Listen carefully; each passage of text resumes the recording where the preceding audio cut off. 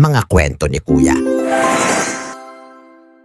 Ang masipag na binata at ang gintong alimango. Noong unang panahon, sa isang maliit na baryo malapit sa dagat, nakatira ang isang masipag na binata na nagngangalang Lando. Mahirap lamang ang kanilang pamilya, ngunit kilala si Lando sa baryo bilang mabait, matiyaga at hindi sumusuko sa hirap ng buhay. Araw-araw, maaga siyang gumigising bago pa sumikat ang araw. Bitbit ang kanyang lambat at maliit na bangka. Pumapalaot siya sa dagat upang mangisda. Kahit minsan ay kaunti lamang ang kanyang nahuhuli, hindi siya nagrereklamo.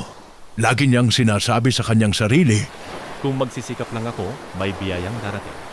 isang araw sa dagat, isang umaga tahimik ang dagat. Banayad ang hangin at kumikislap ang tubig sa sinag ng araw. Inihagis ni Lando ang kanyang lambat.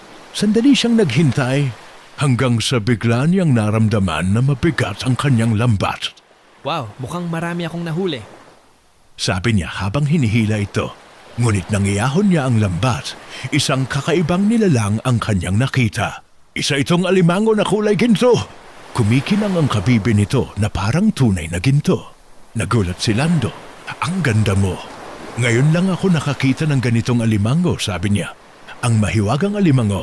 Biglang nagsalita ang alimango. Lando, mabait kang tao. Alam ko kung gaano ka kasipag.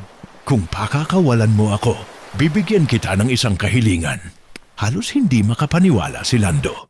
Ngunit sa halip na isipin ang kayamanan, sinabi niya, ayaw kitang saktan. Bumalik ka na sa dagat. Pinakawalan niya ang gintong alimango. Ang himala.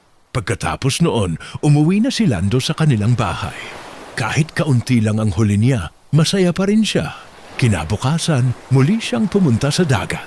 Ngunit nang ihagis niya ang lambat, napakaraming isda ang kanyang nahuli. Mas marami pa kaysa dati. Araw-araw, parang pinagpapala ang kanyang pangingisda. Hindi nagtagal, nakaipon si Lando ng sapat na pera upang matulungan ang kanyang pamilya, makabili ng mas malaking bangka, at makatulong sa mga kapitbahay na nangangailangan. Ang muling pagkikita, isang hapon, habang nakaupo siya sa tabi ng dagat, may nakita siyang kumikislap sa tubig. Ito ang gintong alimango. Salamat Lando, sabi nito. Pinatunayan mo na ang tunay na kayamanan ay nasa kabutihan ng puso. Ngumiti si Lando. Hindi ko kailangan ng ginto. Masaya na akong makatulong sa iba. At mula noon, lalo pang minahal si Lando ng buong baryo. Aral ng kwento. Ang kabutihan at kasipagan ay nagbubunga ng biyaya. Ang taong may mabuting puso ay laging pinagpapala